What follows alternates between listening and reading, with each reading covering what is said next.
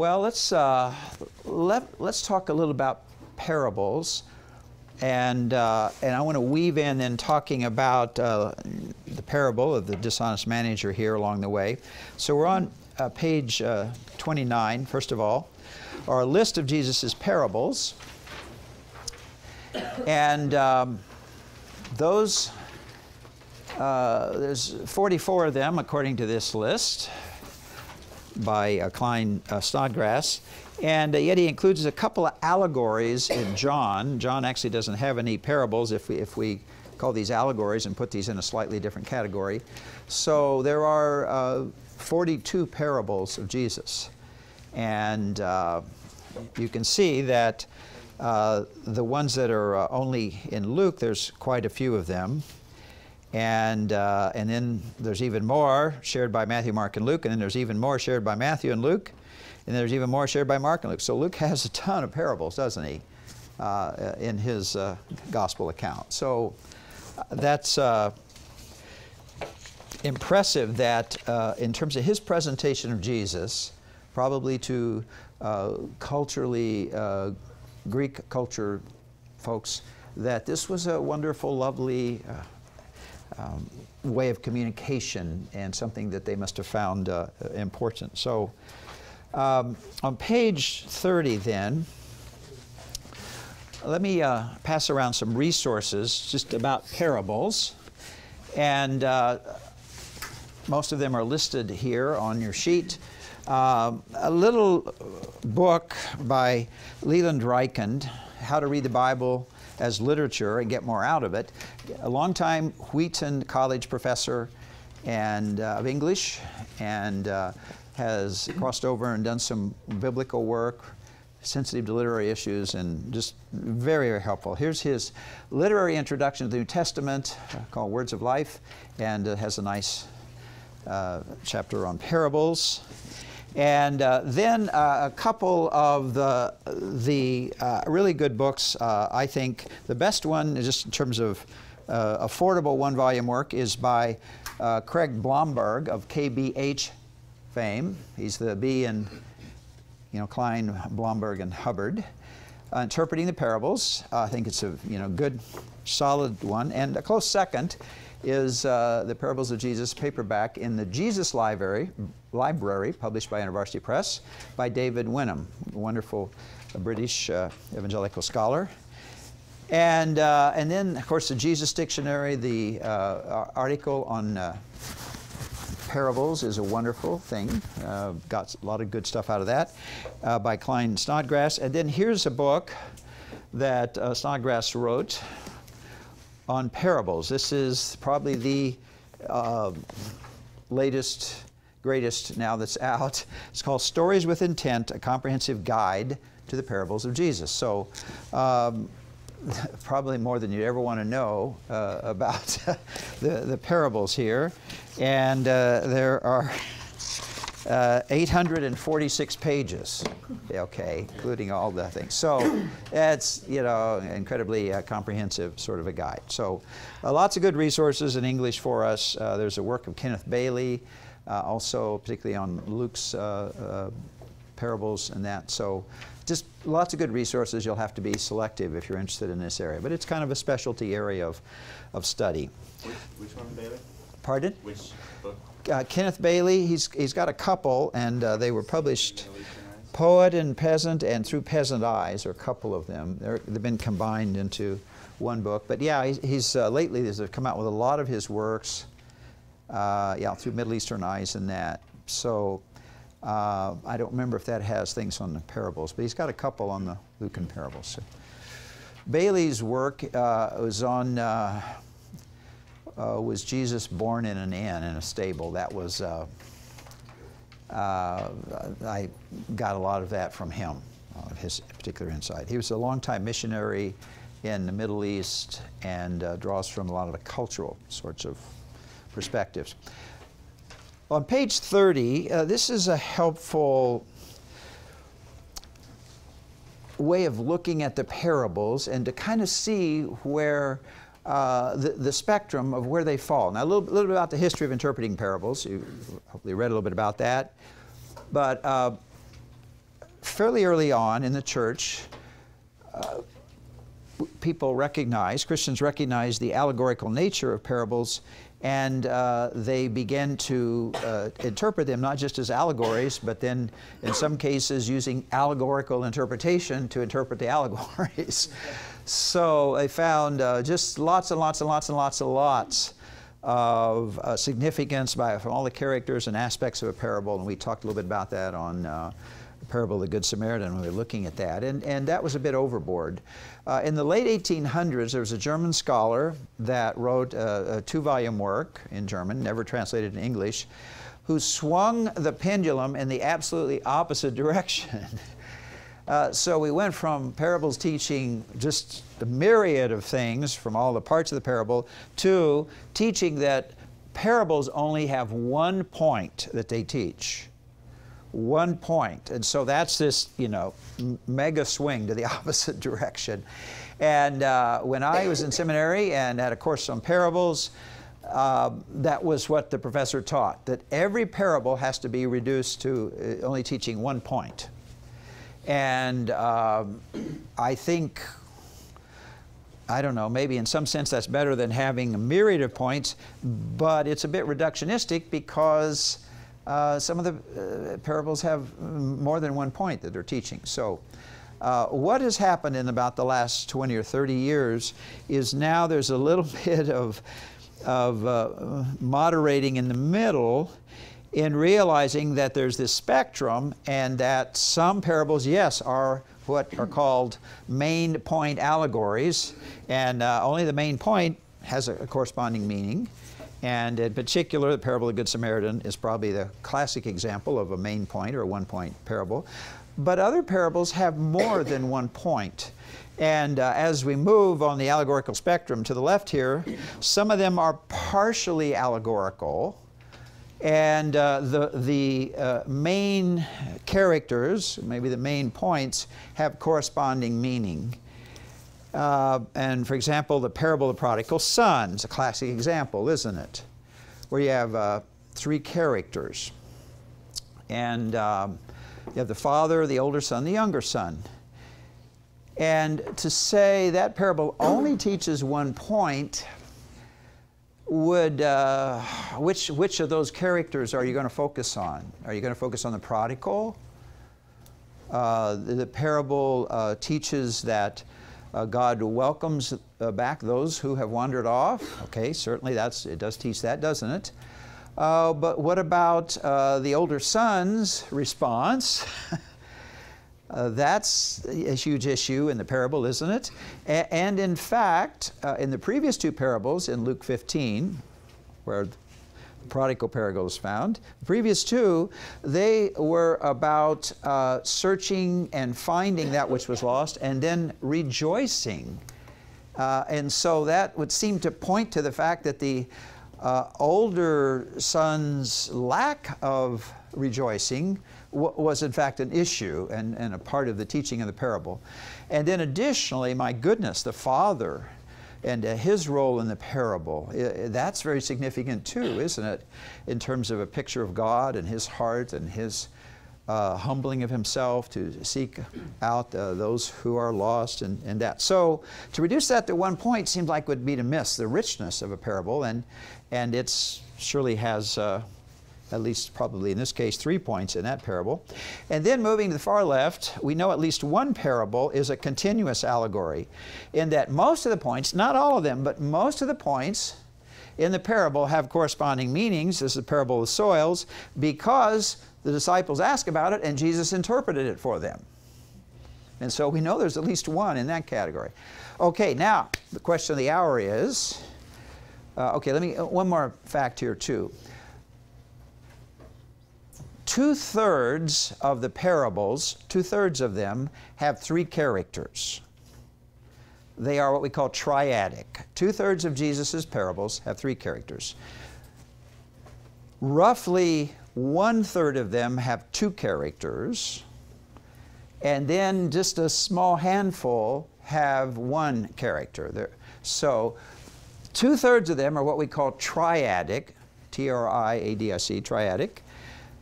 approximately 1/3 are dyadic, D-Y-A-D-I-C, and then just a handful are monadic. The mustard seed, the leaven, the hidden treasure, and the pearl.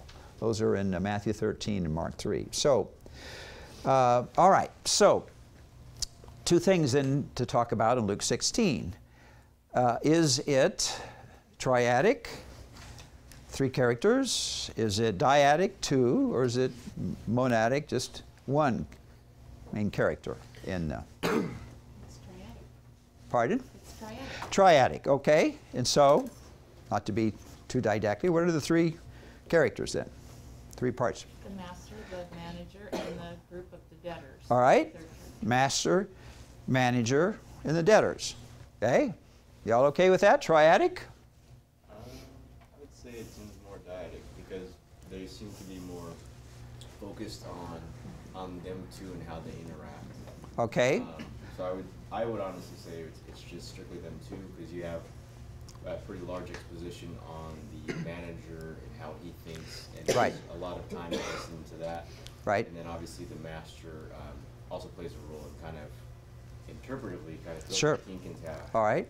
why it makes it difficult to Okay. exegete that All right. passage. Robert, good point. Seems to be more focus on, the most focus is on the manager, isn't it? Yeah. The steward, okay. And the second most maybe in a sense is on the owner. Yeah. All right.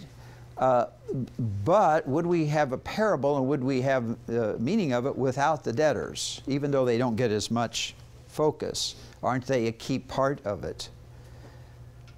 I think so, but I don't know how much, even if they didn't. Yeah, but at the same time, I don't know if they never mentioned how much the exact amounts were, whether we would even say, how much that would have a role. Okay. All right. Yeah, there's just 2 examples. Okay, there's just 2 examples of debtors, and so it's kind of, it's not meant to, obviously to be totally exhaustive, but is to give some idea. But what is significant about those 2 examples of what the debtors owe?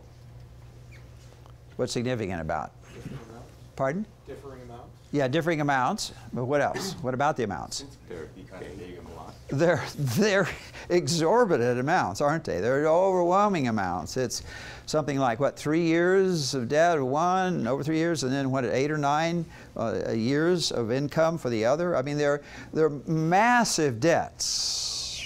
Yeah. And we have 2 examples of that to get some idea of that. So, I think that dictionary you're talking about mentioned it was like around 500 drachmas when you do the math. Yeah. On it, which is a lot. yeah, it's a lot of money. Okay, huge debts. Okay. All right. Well, I lean towards triadic because I do think the debtors play a role in understanding it, even though they don't get as much ink. But I think in terms of the applications we draw, I think it's important that they be recognized as a part of that, the interpretation, the application. So I would probably fall on the triadic side of 3 characters. But I understand some folks tend to see 2 here. Okay, is this parable of the dishonest manager, is it a main point allegory? Is it partially allegorical, just with the main characters? And that's where the dyadic, triadic, would make a difference. Or is it a continuous allegory? What do you think?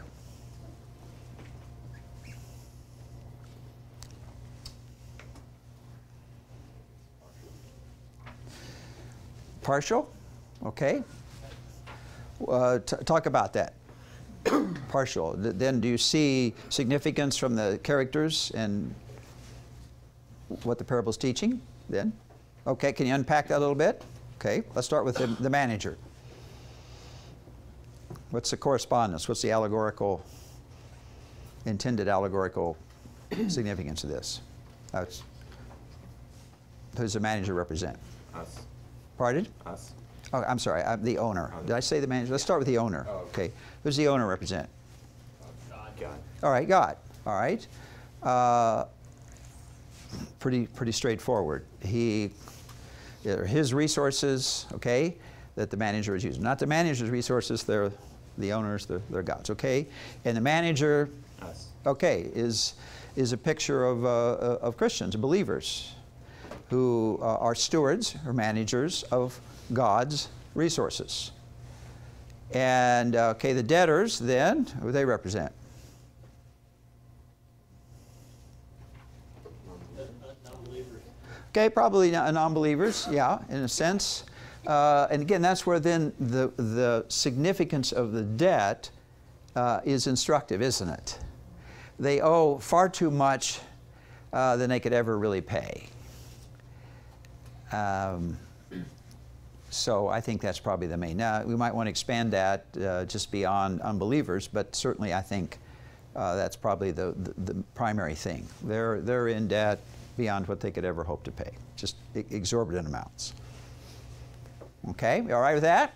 You see kind of how this? Okay, well that's the first thing, is to kind of see where you fall on the allegorical continuum. The second thing then is from the parable setting within Jesus' ministry and within the gospel structure, determine if it answers a question, who's my neighbor, addresses a concern, why do you eat with sinners and tax gatherers, clarifies a new teaching, the kingdom teaching, whatever. So what do you learn then from the parable setting? Jesus' ministry and in the gospel. Anything you learn about kind of what it would tell us about the thrust or the purpose of the parable? Setting, did you say?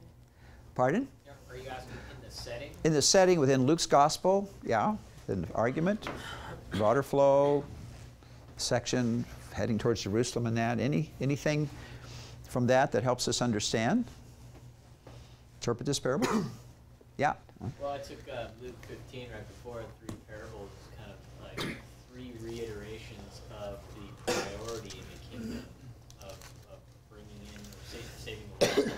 Okay. So it's in the setting, the context is that he's just finished 3 different times reiterating that, hey, here's a preeminent priority in our earthly responsibilities. All right. Okay, so yeah, the previous thing, huge emphasis on that, isn't there?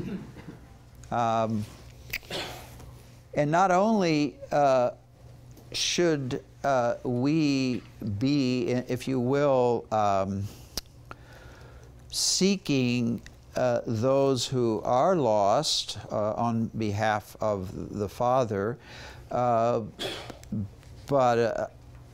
in the prodigal, there's 2 other points, isn't there? It's that they are readily welcomed in. Readily welcomed. And there should be rejoicing, not grumbling, you know, as they come in. We should rejoice. Even though they have been living a different lifestyle, maybe than those who are already in the Father's house, so to speak, nonetheless, we should rejoice because the angels in heaven are rejoicing. So, yeah, it's a beautiful picture of, outreach, seeking in that. So that's certainly the immediate context of it. And that may have some impact on our parable. Yeah, Derek. I started my context from 14:1. Okay, good. I mean, because it is kind of like the same movie. And I saw the theme of the Messianic banquet running through, especially because it starts with Jesus at the house of a Pharisee and dining, and in terms of the Pharisaic table fellowship practices back then. Okay. And you see it in the parable of the wedding feast and inviting them to the great banquet. And then even in 15, like there is that sense of like rejoicing, and especially in the third, Right. The Right. father has a party Right. for the son. Right. And so I thought that was one of the most important parts in terms of interpreting that good. message. Good. No. And I think we talked about this last time or two ago, is that in every culture, eating with someone is a really big deal. And Luke really draws on that, doesn't he, in terms of Jesus eating with people. There's an intimacy in that, isn't there? Especially if you go into their home. And additionally, there's is kind of the side issue that does come to bear on this, is that Pharisaism was probably built around table fellowships. That's how they started. And so that being a huge part of the Pharisees' culture and then their theologizing, to let people whom they would consider to be defiled into the table fellowships is unthinkable for them. And yet that's exactly what Jesus did, isn't it? And you're right, perhaps picturing the Messianic banquet in that sense. And in Matthew's gospel, Jesus points towards that. It's not a parable, but it's where a centurion comes to him with a paralyzed servant, and Jesus says, "I'll come to your house." He says, "No, just say the word." And Jesus said, "I've never seen such faith with anyone in Israel," from this Gentile. And then he says, remember, that Gentiles will come from east and west, from all over, and will be at the banquet with Abraham, Isaac, and Jacob, with the patriarchs. And imagine how that must have clanged on the ears of that. So yeah, I think there's these threads that thematically, kind of run through, certainly Luke, and a little bit in the other Gospels we see pictures of it. And so yeah, how significant it is for the very parable, we need to figure that out. But thematically, there is a lovely thread that runs through this. And that goes into Acts. Eating with people in Acts was a huge, huge deal. And of course, that was a problem then when you have Gentile and Jewish believers in Jesus eating together. That's a big issue. From the Jewish side of the house, of course, Jewish Christians, okay? How about the parable that comes after it? The rich man and Lazarus. Isn't it an interesting kind of an upside down thing that the poor man has a name and the rich man just has a descriptive term? That's an interesting thing, isn't it? Normally, of course, it's the other way around, isn't it? You know the name of the rich, but poor person, we don't even care what their name is. See, Jesus, interestingly, inverts that, doesn't he? So what's the significance of that parable, if any, to your parable? Luke 16, 1 to 13. Anything? I think the same, because in terms of where it shows where those people's hearts truly were, and kind of just to further illustrate that, like, hey, yeah, you can have this outward showing of prosperity, but it's not going to mean anything when it comes to eternity. All right. Okay. Yeah. Wealth and riches do not have any sway at death, do they? We saw that in Proverbs. That's one of the teachings. They don't. It's the righteousness that comes by faith. So, okay, what else contextually? Yeah. Well, Jesus had just said, if you're devoted to one, God or money, you will despise the other. And then Luke says, the Pharisees were lovers of money, and Yes. they ridiculed him. Yes. And then comes the parable Yes. of the rich All right. man and Lazarus. And so, what an indictment. I mean, Yeah. Then Jesus and Luke are both saying they despise God and were devoted to money. It's Yeah. therefore Lazarus Yeah. was devoted to God and despised money, and the rich man who was in hell was devoted to money and despised God, just like Okay. the Pharisees. All right. All right, let's look at the rich man and Lazarus before they die. What would likely be a Pharisaic interpretation of their life settings? Yeah, Glenn. The poor man was wicked and deserved what he had, and the rich man was righteous. Yeah, and blessed by God. And so Jesus just takes that widespread understanding, and that does carry over into the church a lot of times. Don't we have those similar assumptions a lot of times? Yes, we do. Whoa, okay. Jesus takes that in that the Lazarus and the rich man, and he just turns it right on its head, doesn't he? That you just can't look at a person's financial status and directly work backwards from that to what their standing before God is. You just can't do that. because sometimes it's absolutely, totally the opposite of the appearance.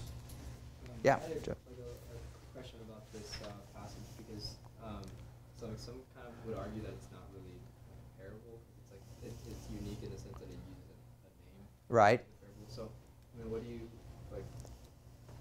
Is there any thing you would maybe comment on that? Well, whether it's a parable or not, well, I think the term parable is a pretty broad range. It covers lots of different things, and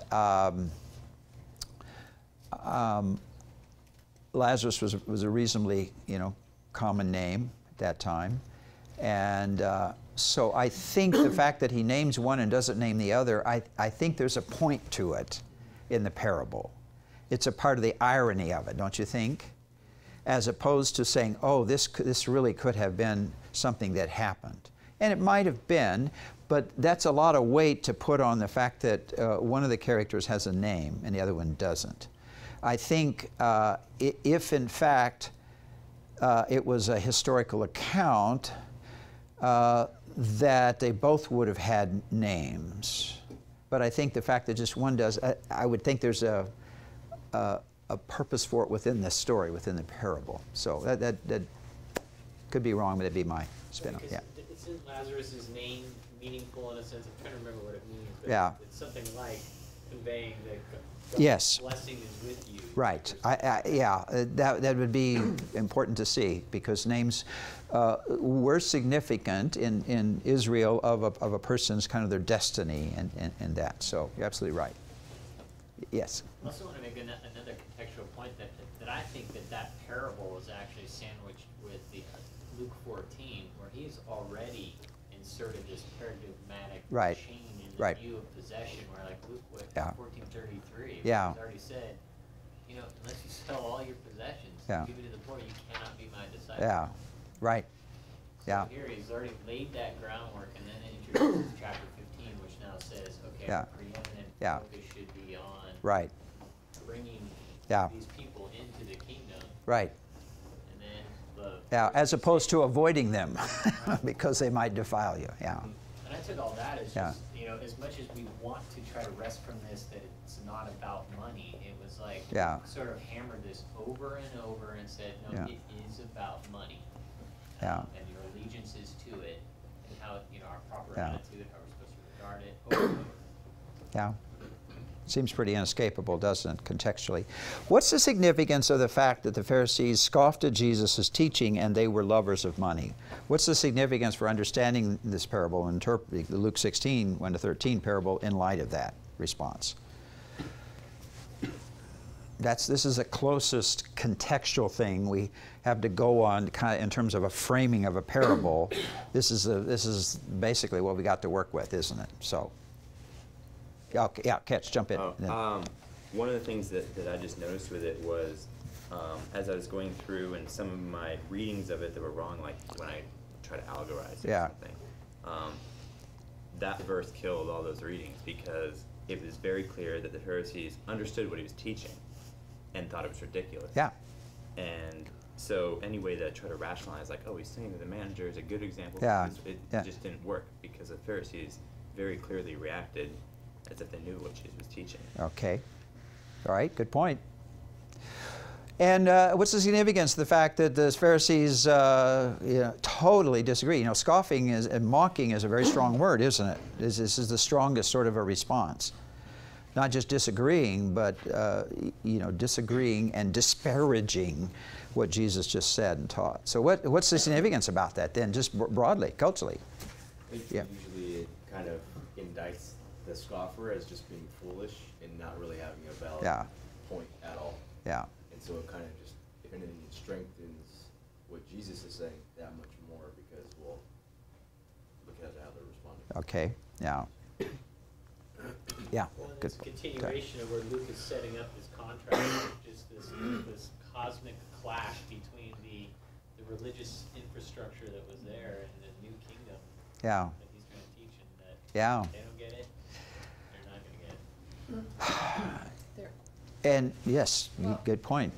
Oh. Yeah, and I think it's a blatant rejection of the paradigm reversal. Right. of this great paradigm shift, that the inauguration of the kingdom puts this paradigm shift right there, and now the reversal's starting, you know, it's taking place already.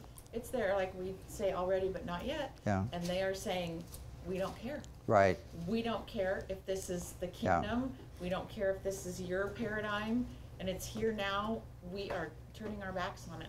Yeah, good point. It shows a hardness of heart, doesn't it? Yeah. Okay. How about this? It shows that if the Pharisees, remember, sit in the seat of Moses, they're the self-appointed teachers of Israel, and this is their, if you will, their theology of money, which then that means they have taught that for some time. And again, they've been around approximately 200 years. So this, if they're out in the homes, in synagogues, and this is a part of their teaching, then the average person in Israel has absorbed a certain theology of money and a certain role of money, that it's a clear indication of the blessing from God, and the more you have, the more you're blessed. The less you have, there's something wrong, there's sin, you're cursed or whatever. So Jesus is, he doesn't want his followers to continue with the theology of money they've been taught from the Pharisees. And so that's why there's an emphasis, isn't it, from 12 on, 14 on, is that he's turning that upside down, isn't he? And that's fundamentally threatening to their theology of money, isn't it? And in a sense, that's a pretty key piece in their theology of blessing and of godliness, isn't it? That wealth is a key indicator. And so when you pull that piece out, it kind of makes the edifice a bit shaky, doesn't it? So, well, in a lot of ways too, the visible symbol of their money, looking wealthy, dressing well, is like their shield against religious attack. They can say, well, we have this. It's proof God is happy with us. And Jesus is totally de-arming that. He's saying that has nothing to do with it. Yeah. All right. So this is, in its setting, there's a lot of things going on here, isn't there, that ought to give us some sense of that. But again, I don't know that you would get that just with a cursory reading. I think, as was said, you need to read Luke through to begin to see the thematic and a panoramic emphasis on this. So, yeah, these are great insights, folks. Yeah, Eric. Yeah, I really like table fellowship. So, even in the parable of the rich man and Lazarus, I see it there. He wants to be fed with the food at the rich man's table, right? And then in the parable of the dishonest manager, it says, "Make friends for yourself by means of unrighteous wealth, so that when it fails, they may receive you into the eternal kingdoms." And so I mean, I know the money thing is huge. Yeah. But like, I really see how the money thing was being played out in Jesus' indictment of the current table of fellowship practices. Good.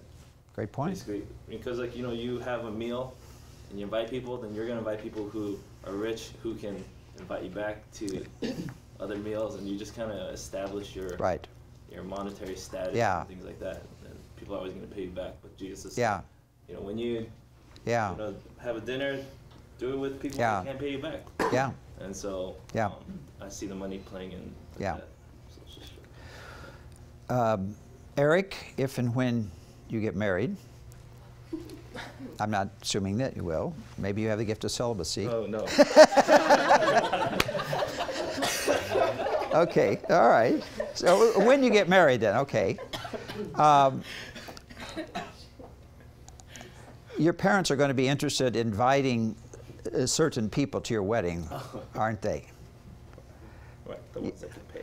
Well, not the ones that can pay, just can pay, but they're the parents of the children that your parents went to their wedding and gave them gifts, right? And so there's reciprocity. And there's nothing wrong with that, but this idea of reciprocity is really, it's probably in every culture, isn't there? Growing up in the Midwest, I'd hear my parents talk when somebody invited us over for dinner, then they would feel, not an inappropriate pressure, but they'd feel a responsibility to reciprocate and to have these folks in their home. And again, that's nothing wrong with that. I think that's, and so that is in the parable here, isn't it? Yeah. A certain kind of reciprocity, but not here. Not here. Okay, yeah. I took that as kind of, picked up on that in terms of how, obviously, if I took the managers as more specifically being Pharisees, and kind of that's it. Yeah. And the reason why is it seemed like they were changing where the debt was. So obviously, all of us have a spiritual debt to God that we Yeah. have. It almost seems like they were basically corrupting that and making it more of a monetary debt. And so in that way, they were kind of basically forging what that debt was and changing it so that Yeah. was something that was for them specifically. Okay. So you're seeing the manager not as believers, but as representing Pharisees? Yeah, and Okay. at first when I took, that was like something that I arrived upon like after a while, and after reading it all the way actually through 17 and 18, Yeah. those final verses actually seem Yeah. to really feed back Yeah. into that idea, and they kind of seem Yeah. to me to fit. Okay. A little bit better. Okay. Well, let's go a little further. Then we'll come back to that. Okay. Back to page 30 here. Another issue then, number 3, is to be sensitive to historical cultural features that heighten the parable's impact on its original hearers. This takes a little work and background resources, doesn't it? Okay, this is the sticky interpretive issue in this parable. Is this manager dishonest? Is he dishonest? Okay, well, it says that early on. He's dishonest in the past, isn't he? All right. Does he continue to be dishonest in cutting these debts? Yes. Okay, now that's where commentators want to rescue Jesus. Saying, oh, no, what he's doing is a good thing or an honorable thing and whatever. Okay, but it seems a straightforward reading to me. He continues that. I mean, the clock is ticking now, and he continues his dishonesty. Now, in saying that, the owner loses money, doesn't he? He has been historically, and he continues now. It escalates at the end. But what does the owner get out of it? Is there something good he gets out of it? Everyone thinks he's awesome. Yeah, he gets the incredible status in the community, doesn't he? People think, what a generous, what a gracious person. He's forgiven these debts. Now, it could set up expectations of other people that are in debt to him. That's his problem then, isn't it? But what he gets, in a sense, money can't buy. He gets honor and esteem, doesn't he, in the community, and respect for being a generous person. Now, he didn't have anything to do with it other than lose money.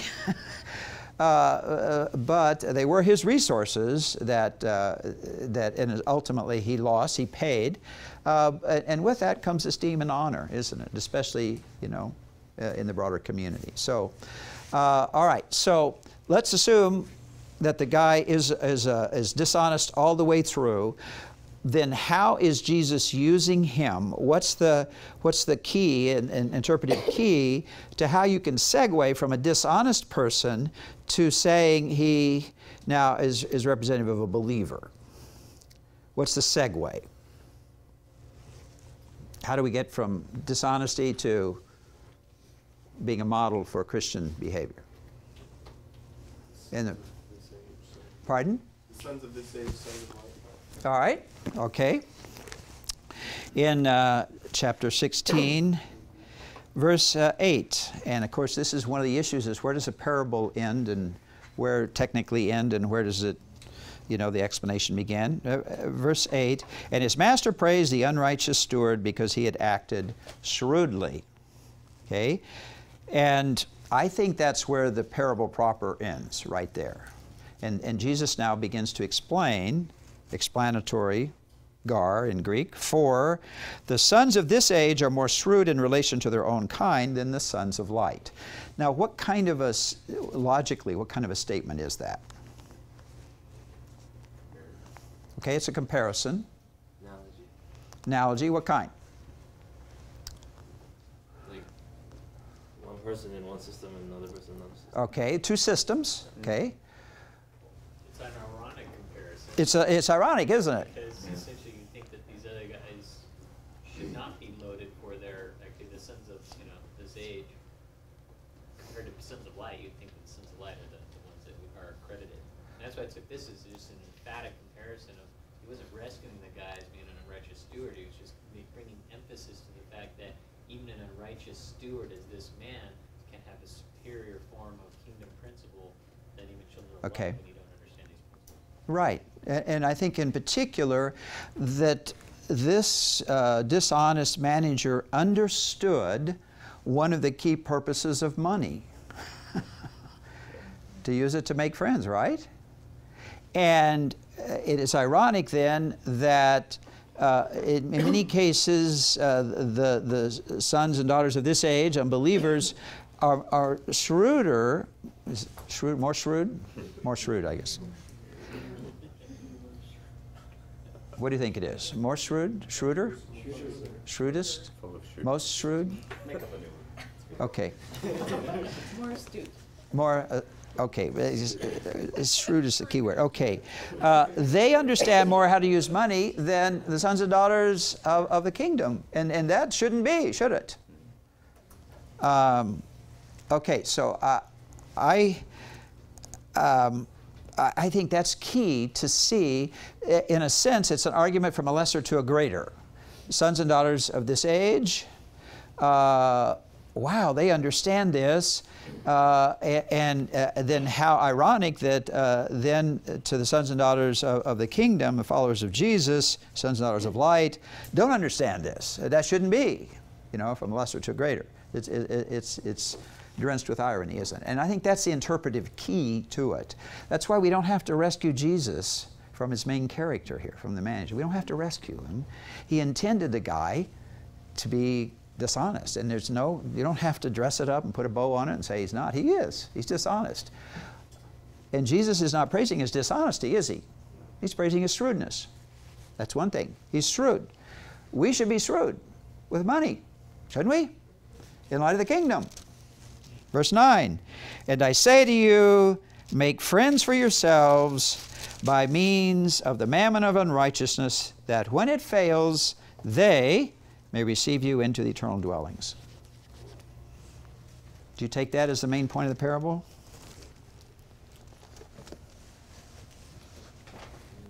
Seems to be pretty straightforward, doesn't it? He just explained the irony that the sons and daughters of this age understand how to use wealth more than sons and daughters of light. And now, what should we do about it? Well, we should make friends with our wealth so that those who are indebted beyond comprehension to the owner of everything, will welcome us into our eternal dwellings. It seems to flow out of it in Jesus' transition in 8b, doesn't it? Does that make sense? We're roughly on the same page here. So then the following verses, how do they fit with this? What do they tell us? I took it as, well, in my thought process, it all fits together in sort of a principle of exchange. You're exchanging, and this is what the manager did. He exchanged that which was temporal and of lesser value, and that's a principle all through Scripture, for that which was of greater value, and for us as Christians, eternal. Right. As Jesus' disciples, the kingdom principle is it's always worthwhile and of eternal value to exchange the temporal for the spiritual, right. For the temporal for the eternal, the material for the spiritual. Okay. Absolutely right. And doesn't this put a face on money? Isn't one of the purposes of money, resources, assets, wealth, isn't it to make friends? Eternal friends? Isn't that one of the purposes of it? We all like a personal connection and personalization of things. I certainly do. And that's why I love this parable, because this puts a face on the use of wealth. It can have a very relational, eternally relational purpose of making eternal friends with it. That's unbelievable to think about, isn't it? Now, God doesn't need our money. He didn't have to do it that way. And it's all His anyway, isn't it? But we can be shrewd and make an eternal difference with that. Partner with what God is doing, with the kingdom, what Jesus is doing. Yeah, Robert, you have a minority report here. Okay? I had a question on the phrase eternal dwellings. That Yeah. kind of stuck out to me because it just seemed Yeah. not usual. And then when I looked at a Yeah. couple of concordances, like Yeah. not It's usual unusual. at all. It's very unusual. You're right. So I was wondering what was your take? Where does that come from? Why does he use that? Yeah, that's all. Here. Unusual, yeah, kind of. I think it has like there's a special emphasis on the poor, and it's, I mean, just some of the things that we're talking about, this kind of idea, and like I took that from Luke chapter 14, kind of like verse 14, where he's talking about like that the poor isn't gonna, when you're talking about like returning, the poor isn't gonna have anything like really here to get you back. So in like in eternity, All right. Okay. All right. Okay. Now, is that a major emphasis of this parable, do you think? No. I think there's. That the yes, poor, in there's- other words, the presence of the poor in this. Is it likely, given the thematic emphasis of Jesus and Luke about the poor, is it likely the poor certainly could be in view here? Yes, it's highly likely, isn't it? Is that the main point of this parable? No. No. But contextually, I think, should we just use our resources just on behalf of the poor? No, it's on behalf of all, isn't it? Who are indebted, to the living God. But given the thematic emphasis, that certainly we would see the poor as a very significant part of that, wouldn't we? But I don't know that that's a huge emphasis just within the parable itself. So, Wes, were you going to say something? Well, I was going to say and the lost. Yeah, right. Yeah. Yeah, it's broader than just the poor. It's all lost. Yeah, Tyler. I also took that expression as a means for Jesus to emphasize that he's having an eternal thought here. It's not a temporal application. It's we're trying to make eternal Right, friends right. and save people. We're Right. to save the lost. Right. Luke says later on, right? Yeah. He says, my purpose is to Yeah. seek and save the lost. Right, Luke 19:10. And I think the eternal dwelling comes from, in the parable, the dishonest manager shrewdly cuts their debt so that the debtors, will welcome him, reciprocate into their earthly dwellings, their homes. And so the application for us is, astonishingly, that when we make friends with our resources, that they will welcome us into their eternal homes, eternal dwellings, which is a rather astonishing thing. Can you imagine entering into the Lord's presence, entering into heaven, and that probably after the resurrection here, and that folks come up to you and say, you don't know me, but you befriended me through your investment. You invested in this ministry or this work or this person, or you gave to this cause. And through that, God used it to bless me, to bring me to Christ. My whole family came to Christ, et cetera, et cetera, et cetera. Can you imagine that? And I'm your friend forevermore. Can you imagine that? That something as mundane as money could have that kind of significance? But that's not the only significance it has, is it? Let's read on. There's a little mini theology of money in here, isn't it? First of all, in verse 9, there's at least 5 things about money in here, aren't there? Verse 9, one of the points is that it will fail you. It's not if it fails, but when it fails. Your last gasp on earth, it's over.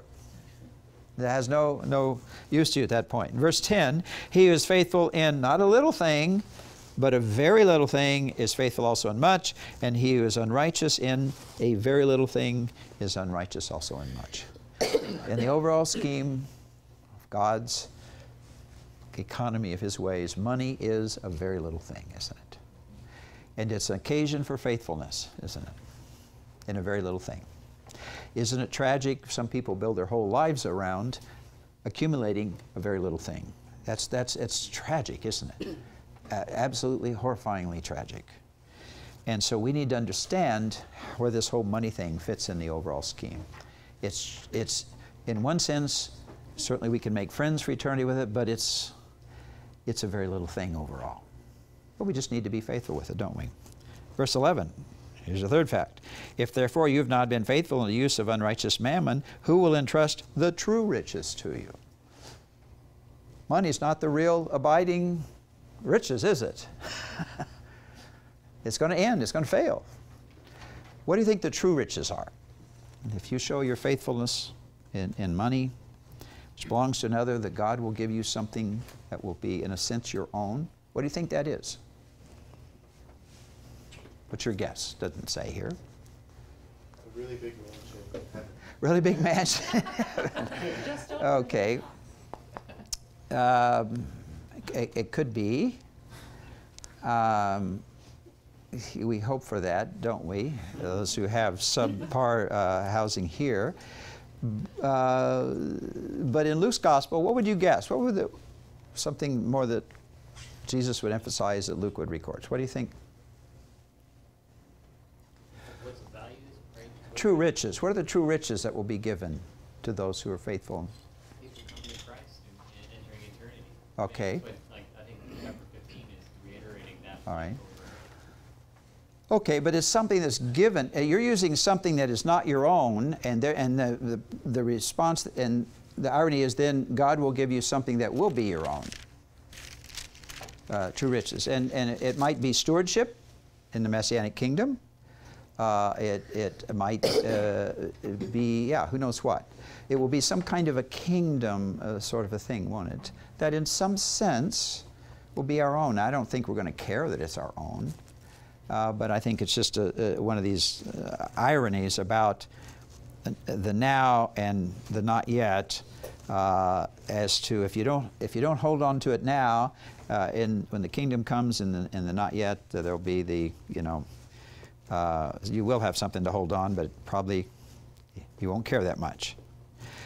A fourth thing, verse 12, and if you have not been faithful in the use of that which is another's, who will give you that which will be your own? That's the point we were just talking about. So true riches, something that will, in some sense, be our own. And then the kicker, no servant can serve two masters. And boy, this is amazing, isn't it? For he will either hate the one and love the other, or else he will hold to the one and despise the other. You can't serve God and mammon. Wow. Okay, your meditative time. First of all, how did that go? How did you break it up? Hope you didn't do 1 4-hour shot, because if you're new to meditation, that's pretty overwhelming. Would be to me. So, how did you break up your meditation? 4 1-hour segments. Did that work for you, Jonathan? It did. Good. Okay. Anybody else? Is that similar to the way you broke it up? Did some of you do it earlier in the process when you were kind of trying to understand and fit the pieces together? Did you spend some meditative time there? That's good. I think can be very fruitful. Okay? Was it hard to meditate 4 hours on this? Did it get long? A little tedious? Okay. Yeah. I think again, if you can spread that over several days, it's a little kinder, gentler. But that's a long time. But again, I think the peoples of the world they probably don't clock it, but they might spend lots of hours over the course of a work week just meditating on things as they're going about their tasks, their chores, farming, crafts, whatever. So, what did the Lord speak to you? Anything in particular that was gripping to your soul about this? This is why I actually chose this, because I think it's very important in Western culture where we're gagging on wealth. Yes, yeah, Robert. Just patience for that, to know that I was almost kind of dead set on the fact that I probably wasn't going to have a pretty decent interpretation of the passage, No. and I figured it wasn't going to be until like today that I would hear it. But the more I prayed, it just kept rereading Yeah. it and trying to really genuinely trying to understand it and what he was trying to tell me. like I said, kind of like at the last onset of the Yeah. whole thing, it really kind of clicked, and it was just like, Yeah. so. Came together and just, okay, wonderful, good. Yeah, Tyler. I was intrigued by a notion that I think the Holy Spirit brought to bear, which that it seems like our evaluation of whether or not we're adhering to this principle from within the church is completely backwards, and that we approach it from evaluating whether or not we are enslaved by money. We hear this from the pulpit. It's like, Yeah. it's okay to possess money as long as money doesn't possess Right, you. right. Common statement, isn't it? Yeah. And so, and what I looked at is as I was meditating on this, I saw that what Jesus was offering us the evaluation tool, or the methodology for evaluation, not from that vantage, but rather from the vantage of it would manifest in a practical Right. outworking Yeah. of using your Yeah. wealth in such a Yeah. way. So, It's more proactive, isn't it? well, right, and, Yeah. and that it's a voluntary choice. Yes. So we get to choose, and I thought, well, so then if we do this self-evaluation, I get to choose what I do. And then if I go to evaluate myself and say, well, do I feel like I'm enslaved to my choice? In the sense of, does it possess me? Well, no one would feel enslaved to being able to work out the free expression of what they want. And so we all pass that test, when in reality the test is supposed to come from another direction, and if we did it that way, we would almost all universally fail. Yeah, okay. Great point. Great point. Yeah, Tom. And kind of building on that, I thought we could over-spiritualize this and say, oh, I have an attitude around holding things loose. Yeah, But every month we get kind of like a progress report where we can look at yeah, where did my money go, yeah, where is my heart. yeah.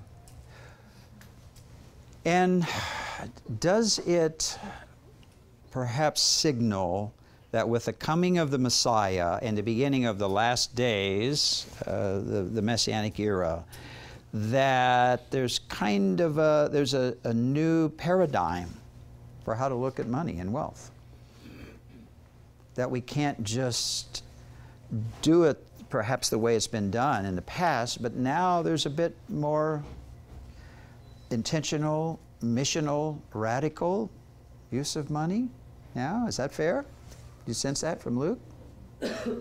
Yeah, I mean, it's just scary to think about that, but that well may be. Yeah, Wes, you were going to say something. Well, I'd actually encouraged my use of money towards seminary, because it has eternal purposes.